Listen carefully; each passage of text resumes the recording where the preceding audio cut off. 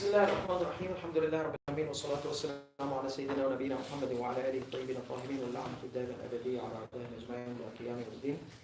Assalamu alaikum, my sons and daughters, again in this session. We spoke what is the literal meaning. This session is about introduction to the Hausa studies. So for those who came late, just a kind of quick sum up of what we spoke. We discussed about the literal meaning of Hausa. It's from Haza, Yahuzu, to encompass something, to engulf something, to possess something. And we said that previously,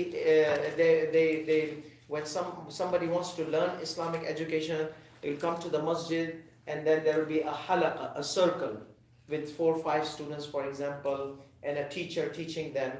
And then these halaqas, they increased. The circles, they got increased. And so one circle, a teacher is there, he's teaching Arabic language, one teacher is teaching fiqh, one teacher is teaching usul, one teacher is teaching tafsir. So all these halaqat were engulfed, encompassed, or possessed in a place. So that's why before they would say, where are you going? I'm going to the dars of Fulan Shaykh or halaqa of Fulan Shaykh. Then it became, no, I'm going to the Hausa, so it's like an institution with several faculties and divisions of different departments, but it is in one masjid. As I mentioned, if you go to the Bibi Masuma alayhi salatu wasalam, beside her dariq, there's this masjid, they call it Masjid al-A'zam. In this big masjid, you'll see groups of scholars sitting together. One is teacher, the rest are students. So that is the term Hausa. What is the main subject of the Hausa?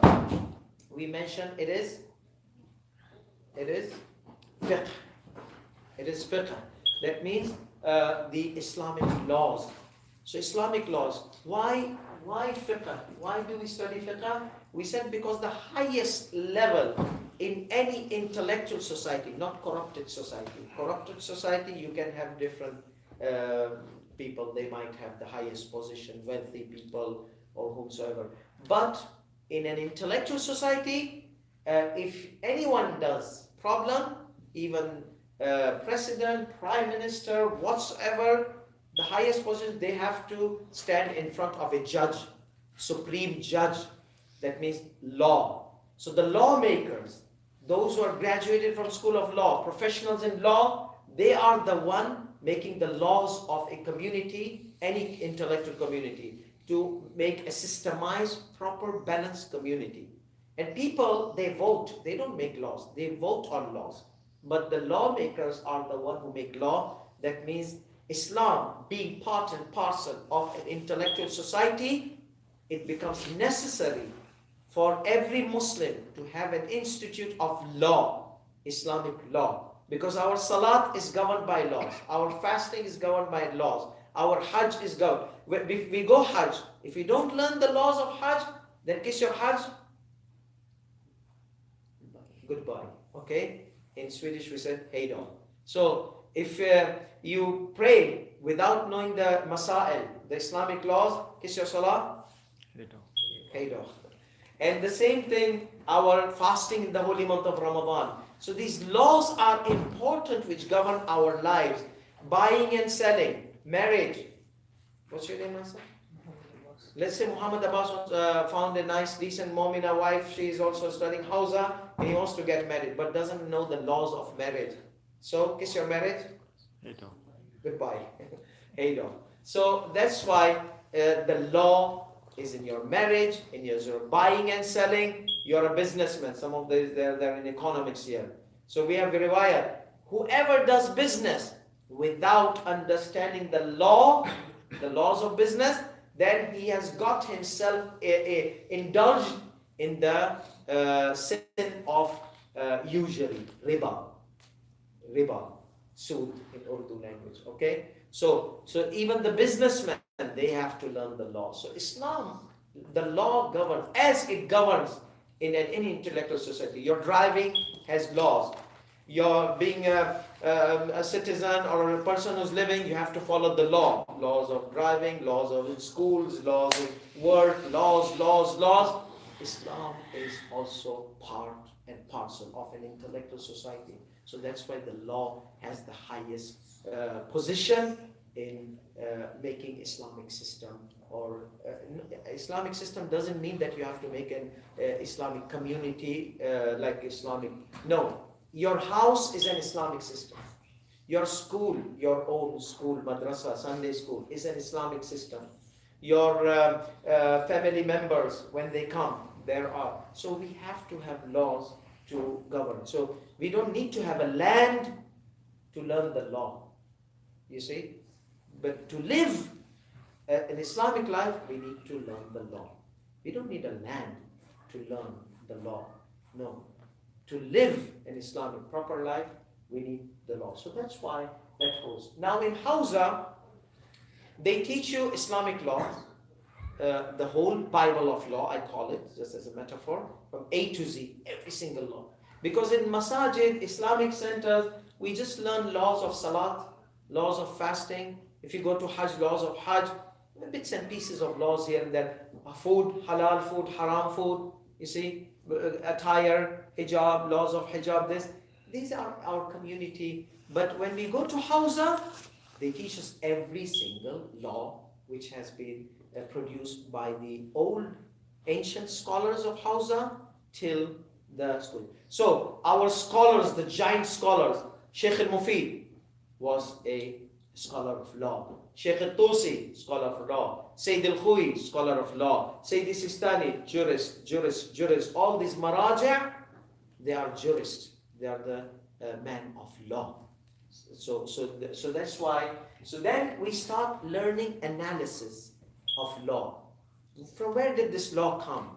What ayat supports this law? What hadith supports this law? What concept of intellectual society supports the law? What are the logical arguments support the law? We said that there are Eastern mullahs, there are Western mullahs. They attack the maraja, especially the liberal Western mullahs and so-called ayatullahs. They say, it doesn't make any sense. It doesn't make any sense. You see, they use their personal opinion and personal perspectives, you see, to judge the maraja. And shame on themselves, to be frank. First of all, these maraja, they use a lot of concepts of intellectual society, a lot of logic. So you can't say that it doesn't make any sense, it doesn't make any sense. So what is the sense? If you sense could be a gray area, but when you come to intellectual, logical laws, intellectual concept of intellectual societies, then we are very narrow in that scope. So that's number. Then they say that if you oppose the maraja, if you oppose the Hausa, they just reject you. They just cancel you. That is also unfair. That is dhulm, haram, to accuse and make false accusations on the Hausa, on our maraja, our noble maraja. As I mentioned, Sayyid al-Khui, Sayyid al-Sistani. Sayyid al-Sistani is student of Sayyid al-Khui and disagreed with him and disagrees with him in many laws. Did the Hausa reject Sayyid al-Sistani? Did the Hausa reject Sheikh Wahid al-Khurasani? Did the Hausa reject Sheikh Nasir Makarim al-Shirazi? They all have differences.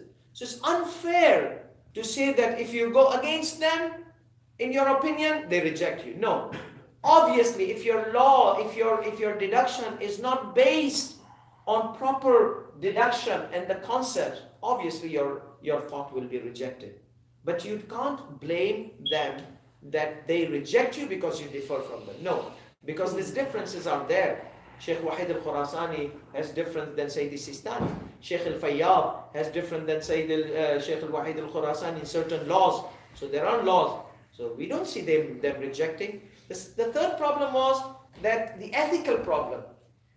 We mentioned, if somebody is a professional in medical science and he has done a research, deep research, he will not come in public and present it because general public, they don't have background of this knowledge.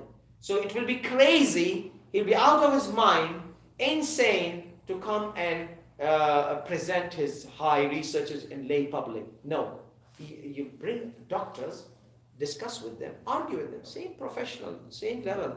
But so the same thing, if you have some ideas against maraja, you're most welcome. As I said, Sayyidi Sistani, the people, they, Mujtahideen, they are against some of the ideas of Sayyidi Sistani. They are Mujtahideen, they are against some ideas of Sayyid al-Khamenei, against ideas of Sayyid al-Khou'i. But they are not rejected. Why? Because they present their arguments in a circle where they are properly discussed, argued, debated in that circle of Hausa. Sayyidi Sistani has never ever come out in public and rebutted the concept of Sayyid al-Khou'i in his research. Have you seen Sayyidi Sistani said, I disagree with Sayyid al-Khou'i because Sayyid al-Khou'i used this concept, this concept, this concept, this concept? Never. But if you look into his researches, yes, he has rebuttal against Sayyid al-Khou'i's arguments with this intellectual methodology using the logical argument. So he disagrees, but never he was rejected. So it's not fair. It's dhulm that you accuse the Maraja and the Hausa with just one paintbrush and just say that they don't make any sense. They are very backwards. They are not living in our time. They are not living in our place. What will they know about us? No, they are connected. I'm one of those who present the problems of the Western communities to our Maraja and to see that whether they can find solutions. And alhamdulillah, they respond to us, you see, and they give us solutions. But they don't go away from the Quran and the Hadith. You see? So that's our criteria. I can't just make people happy because Western mullahs, they make the public happy and forget pleasing of Allah subhanahu wa ta'ala, that we have to stick to Quran and Hadith. These are our resources, you see? So they please the public. The public, because they might be seeking for voting or popularity or something in the Western communities. And the Eastern mullahs also, they please the communities. The wrong ideas which they bring, who are not doing taqleed to our Maraja, one of our Maraja, they have their ways, their cultural ways, cultural norms, based on weak narrations. And they said, no, we don't want this Maraja. This Maraja, they are Wahhabis. This Maraja, they are anti this, anti that. This is nonsense.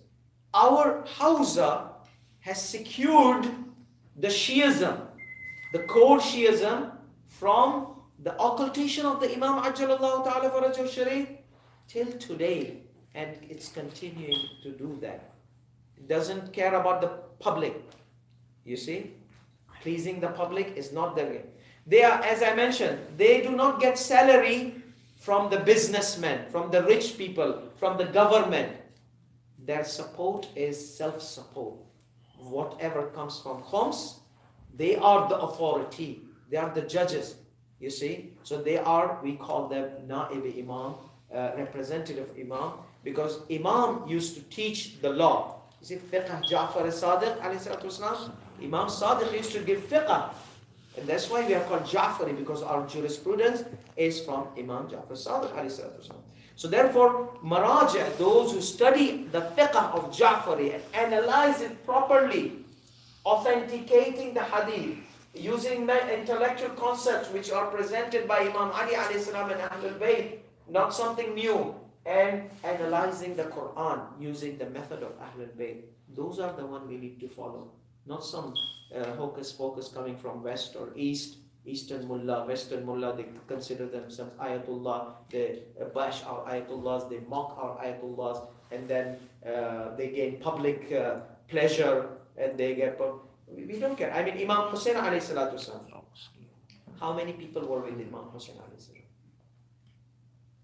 72, you see. The majority, Imam Hussein did not care about the majority. No, is that the case? You're going to join Yazid. Okay, let me give bay'ah to Yazid. No, that does not happen in the school of Ahlul Bayt. I don't have to please the public. I have to please Allah subhanahu wa ta'ala. As long as I please Allah and I'm accommodating the public, finding solutions, that's fine. Otherwise, many people, they say, oh, Ayatollah Sistani, we will leave your taqleed. Just make this moon sighting issue easy for us. Our children are fasting and fathers are fasting and people are like two Eids. Help us. They will not follow you. What Ayatollah Sistani said. This is one of the things I witnessed. He said, you want to leave my taqleed, you can leave my taqleed. I did not force you to come to do taqleed to me. Did I ask you to do taqleed to me? No. You're most welcome, leave my taqleed. For him, it's a relief of responsibility. Thousands doing taqleed, it's burden on his shoulder. He has to be answerable on the day of judgment. So you tell him, I'm not going to do taqleed, maybe praying 2 rakat shukr. Alhamdulillah, less responsibility on the day of judgment. That's what we need. We don't need people compromising because of the public. They need this. Public, they need that. Public are this. No. Teach them how to stick. Did Imam Hussein compromise to public? Alayhi salam. Never. And this is what we have Husseini message. Why am I giving up just because public wants this? Just because Western public wants this, I want. Western Shias, they want this, I want to please them. I want to make life easier for them. Eastern public, they want certain type of way, I want to please them. It does not go like that in school of Imam Hussein, school of Ahlebait, it does not work out like that. You have to be firm in the concepts, in the basics, in the concepts of the logical concepts and concepts of the intellectual society, which are used a lot in the Hausa. So, first of all, we study Arabic language because Quran is Arabic. In Arabic language, we have several areas in Arabic language. We have Arabic grammar, and then Arabic sarf. Can someone tell me what is the difference between grammar and sarf? Those who have been to Qum, Al-Asr or something. Nahu is like the rules of sentences and structure of the sentence. Okay. And then sarf is like the derivatives of words. Okay, good enough. Anyone from here? Okay. Nahu is the grammar of the end letters of Arabic word, the vowels. You see, like why I have to say Muhammadun, why I have to say Muhammadan, why I have to say Muhammadin. What distinguishing this is grammar. Why? So Muhammadun in general, of course, I'm not going to give you the whole thing here, because when we want to use Muhammad as a subject, you have to put Dhamma on. Okay? Muhammadin, if you want to use as an object. So let's say Muhammad saw Ali. So I will say Muhammadun ra'a aliyan, an, with a fatha, a sound. So U sound is subject at the end, A sound is an object. Is that understood a bit? A and U. So this A, U, Ar-Rajulu, Al-Kitabu. Kitabu you all know. That means book. Al-Kitabu is a subject. Al-Kitaba is an object. Okay? So, possessor is Al-Kitabi. Al-Kitabi with the E sound. So, this one is a possessor phrase. Like, if I say, Kitabu Muhammadin, book of Muhammad. Ma'ul Wardi, water of rose. You see? It's just like an idea that what do we study in grammar. We study in grammar the end sounds, how they are pronounced, you see, and why. So this is basically in grammar. So Al-Kitabu, that Al-Kitabu Mufidun, the book is benefit. So here the book was subject. Ishtaraytu al-Kitab, I purchased a book. So book is here. I purchased the book. So the book is here, subject or object? Object. So I'll say Ishtaraytu al-Kitaba. A sound will come at the end. A or an. So A, U is a subject. So this is something just to, and this is a possessor, Muhammadin, Kitabul Waladi, E. Just, you don't have to worry about this. I'm just trying to tell you the Arabic grammar deals with the vowels, especially the N sound. And then we have, so this was Nahu, grammar. And then we have Sarf. Sarf deals with the structure. As I mentioned, Arabic words are rich. Arabic word is a rich word. You can derive so many meanings. For example, kitab, which you all know. So kitab, we can derive a verb. Kataba, wrote. Katib, writer. Maktub, letter. You see, maktab, which you write on, desk. You see, kitab, maktab, katib, kutub, kataba, kutub, books. So, one word, so many derivatives. So if you know the structure of the different words, it will be easy for you to make words, Arabic words. So this is another thing, where the morphology of the words, the morphology. And then we have this balagha. Who can tell me what is balagha? Who? Structure, we said. Structure of what?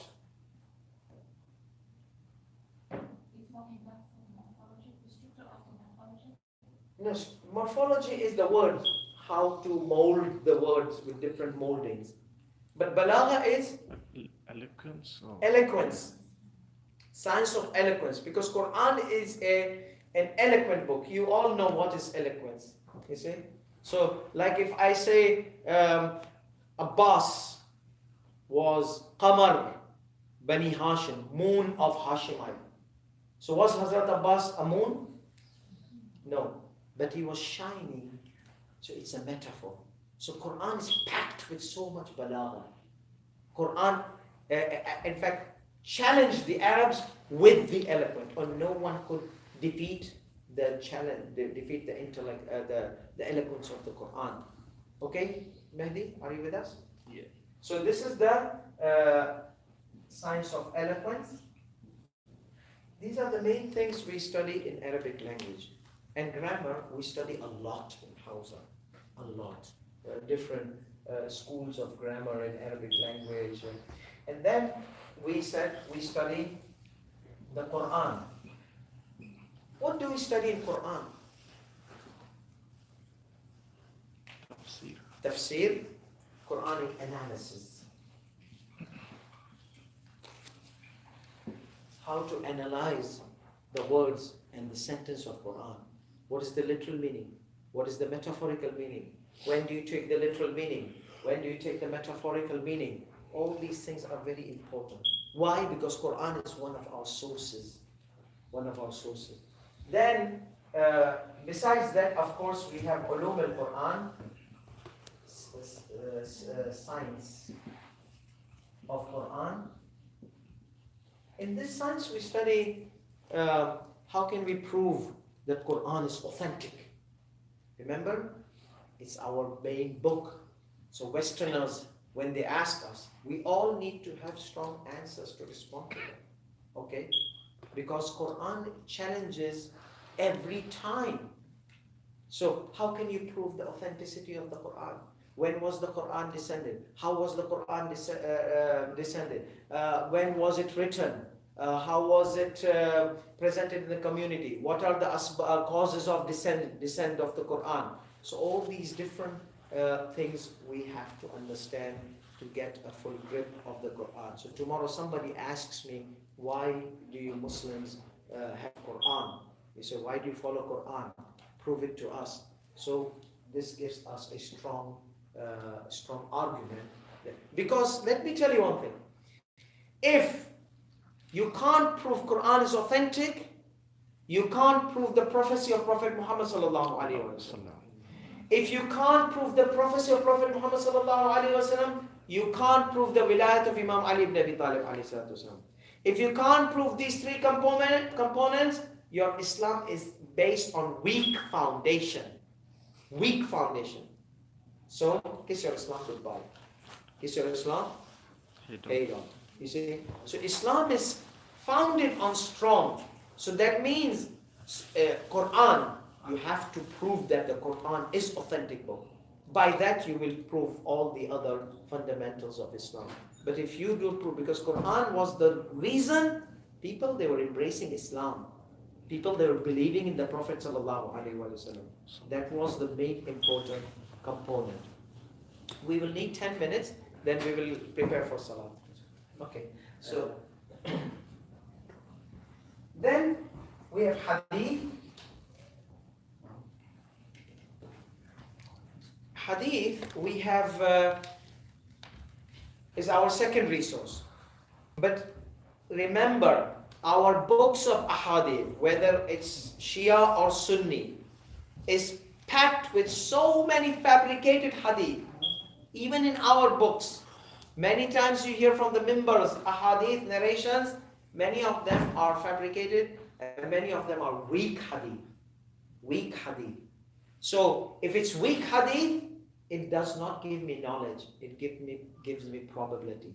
You see? So, for us, if we give fatwa, we have to give fatwa based on knowledge. Because من أفتى بغير علم فليتبوأ مقعده من النار. Whoever issues a fatwa without a base of knowledge, then he should choose his place in the hellfire. So imagine our maraja. They are very careful in their investigation. Because any small mistake from them will cost them hellfire. Okay? Will take them to hellfire. So our Maraja, Ayatollah Sistani and all these Maraja, they're very careful in giving a fatwa.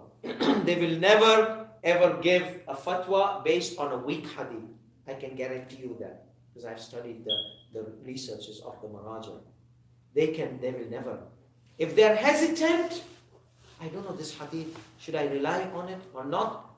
They will say, no, I will not rely on this hadith. I will give a precaution. Have you heard about ihtiyat-e-wajib? Obligatory precaution. This is obligatory precaution. This is recommended precaution. This precaution means Ayatollah Sistani is telling you, guys, I don't have strong evidence for this issue to be able to give fatwa. So I'm just plugging it with a precaution. You see? So if you follow me in this, please use precaution.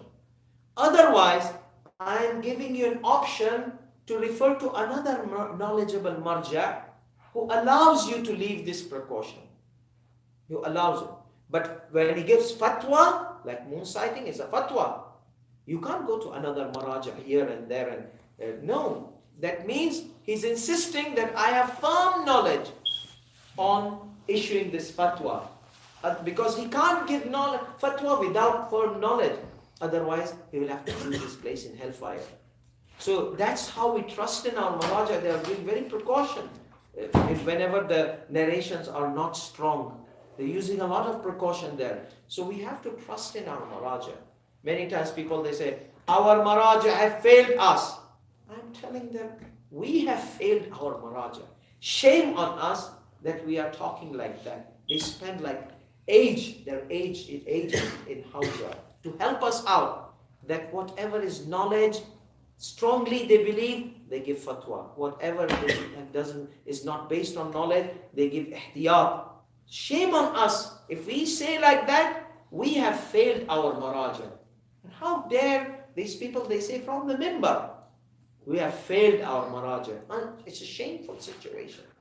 Why don't we say we have failed? We, not our maraja has failed us. We have failed. You know, by saying these kind of things. So basically, hadith, we have lots of hadith which are not authentic. Our maraja are very careful. So authentication of a hadith requires two things. One is the types of hadith.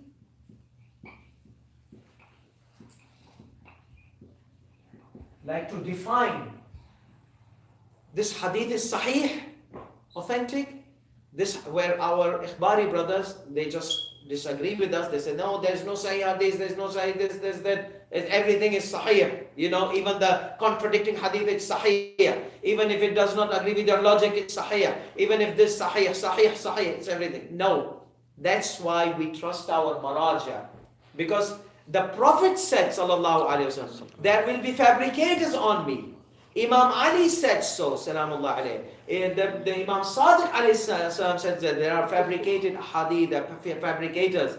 That means the hadith which came to us, there are sahih hadith, they're fabricators. So if you are ikhbari, saying we believe in everything in the hadith, but this is also hadith, which says that there are weak hadith, they're fabricators. So that means you're contradicting yourself. You're not following the hadith. The hadith says that there are fabricated hadith. Imam Sadiq cursed people who are fabricating hadith on him. And this is also hadith. So that means you say we follow the hadith. You are contradicting yourself. Because Eastern mullahs, they say this. We follow hadith. So this is hadith also, isn't it? So you're not following this hadith. This hadith said that there has to be sahih hadith and non-sahih hadith. So therefore, types of hadith. Is this sahih? Is this weak? Is this unlinked, chained, mutawatir, unchained? And then how do I know? The second, science of narratives. Narrators is ilm al-rijal, and I'm almost done. Rijal means men. Though men is a general rule, but that means there were female narrators as well, like Fatima al-Zahra alayhi salatu wasalam, female narrator. Zainab alayhi salatu wasalam, female narrator. Sayyida Hakima, female narrator. There are so many female narrators in the book of Rijal. So Sayyid al-Khuwaylid Quddasa Sirruh, he made this encyclopedia of narrators, 22 volume. In that, every narrator you'll find is trustworthy, not trustworthy. He was from those who used to raise Imam Ali and make him God. He was from that person, he was from that, he was a nice person, he was a scholarly companion of Imam Sadiq alayhi salam. So he has described everything. So when I look into the hadith, I can find out, you see, that this hadith is authentic or not authentic by implementing. So we have science of hadith and rijal. And then finally, these are the main structured hawza, but there are other subjects, supplementary subjects, they are taught in the hawza and the side. But this is the main subject, the logic and the usul al-fiqh, which I said our maraja based their laws on the concepts of intellectual society, logical arguments. Remember the grinding? What was supposed to be that? Your mind is grinding stones, not your stomach is gurgling because you ate something lousy and nasty. Or it's not because somebody is grinding this potion of muscle building or something like that. Like, so it's not, it's your brain. What's happening? Sayyid al-Khuwaylid, the Iraqi, is the Sistani, Sheikh Muhammad Baqir Sadr, these giants are like debates, you see. So this strengthens the logical methodology. So all our fatwas in our tawdeeh mostly are based on logical methodology used to derive the laws from the Quran and the Hadith and the concepts of the intellectual society.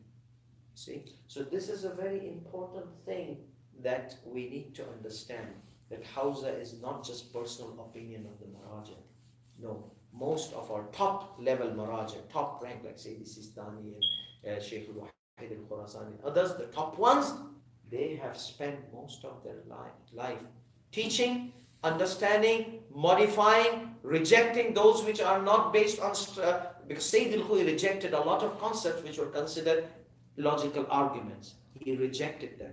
So there is always development. It's not stagnant. Hawza is not stagnant. Hawza is moving on and on. So, and then the whole aim is to understand, derive the law, fiqh. So there's a lot of subject related to fiqh, supplementary subjects like qawa'id al-fiqhiyya, like ayat al-ahkam, verses of law, general rules of jurisprudence, and several other subjects, supplementary subject, I call it in the Hausa. So these are basically the main subjects of and then we, as I mentioned, because many of our youngsters, they would go to Hausa, they would pop up into fiqh usul, and it was not their piece of cake or cup of tea.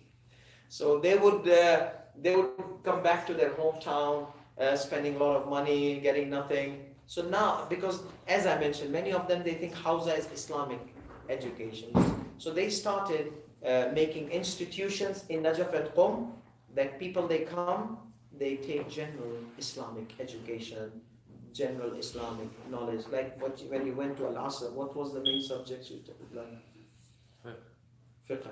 And how much fiqh you were able to get? Not much. Not much. Yeah, so that was a sample. But most of the courses which they do in what they say, Darul Hikmah, Jamaat al-Mustafa, they are, like this year we took teenagers there. They were thinking Hausa. So they taught them the games, how the games affect the addiction of the games, video games, and the guy was like an expert in games. He was a Maulana. So he was telling the harmful effects of the games and negativity and all those kind of things. Then we had an Islamic history, then we had Quran recitation. So we had a variety of subjects. And the kids, they thought we were going to Hausa, you see, and we are going to learn Hausa. So Hausa is mainly this.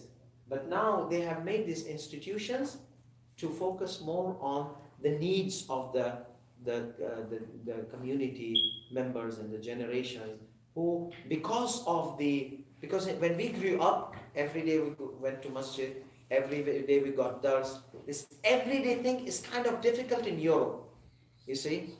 Not everybody can come every day. So that's why what we used to learn in our masajid, like Muharram Safar, we used to have like 2 months of majalis. How many majalis you have annually here in Bradford? Ashra Muharram, Ashra Zainabiyya, Holy month of Ramadan, perhaps 1 month. Is it right? Okay, so 1 month, 2 months, total of 2 months in 1 year, besides weekly lectures, which is about 50. So add 3 months in 1 whole year.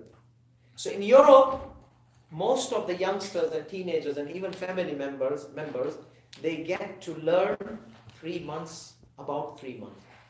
Where when we were kids, 2 months regularly lectures after lecture, Muharram Safar, holy month of Ramadan. It's not just Ashra, you know.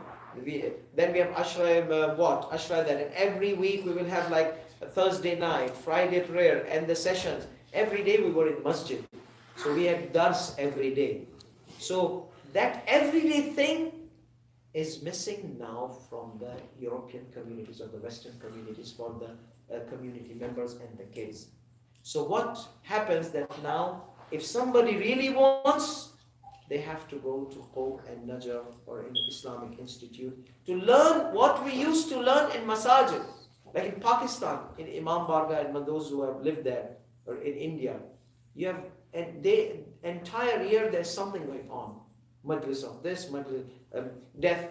This person died, there's a majlis. That person died, there's a majlis. This person's chalis more and this more and this more and that's more. You see, so many majalis, so many things. So this is not available here.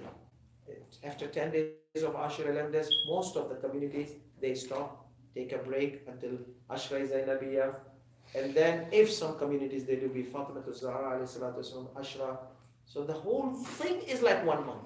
And 1 month of Holy Month, Ramadan, where we used to study that. So these institutions are to give Islamic education for those people who lack these basic general Islamic education in the communities. But the main purpose of the Hausa is to study and become a man of law. And that is very important topic nowadays. And it really needs generation, because we need judges. We need people of law, you see. We need people of law who could understand, like you, the civil law and the Islamic law, and find out where are the connections. So we don't have a clash of laws, you see. And there are a lot of areas, according to my limited experience, where Sayyid al-Khou'i uses a lot of laws of the intellectual society. Like every person is innocent until proven to be guilty. Sayyid al-Khou'i brings the hadith, says this hadith is weak, this hadith is weak, this hadith is weak. So, but this law is practiced by the intellectual society today. It was practiced yesterday. It was practiced before 1,000 years. And our Masumeen alayhi salatu wasalam were observing the practice. And they did not say, no, don't use this law. That means they approve it. So this methodology of Sayyid al-Khou'i, concepts of the intellectual society, which are practiced today and were practiced in the time of Masumeen, can be used if the hadith is weak. You see, when I said concepts of the intellectual society, is one of the concepts of the intellectual society that every person is innocent until proven guilty, unless if you are a Muslim in some communities. Okay, then you are guilty unless proven innocent. So with that, we end this session, and we pray that all of you, inshallah, benefited. And inshallah, tomorrow we will have more of this. After Salah, we'll have a Q&A session, discussion, to see what would you like to, because tomorrow we are going to, this was introductory session. Tomorrow we're going to start course, and I want to see what course majority of you like to take from these things which we said. Sallallahu alaihi wa sallam. Allah.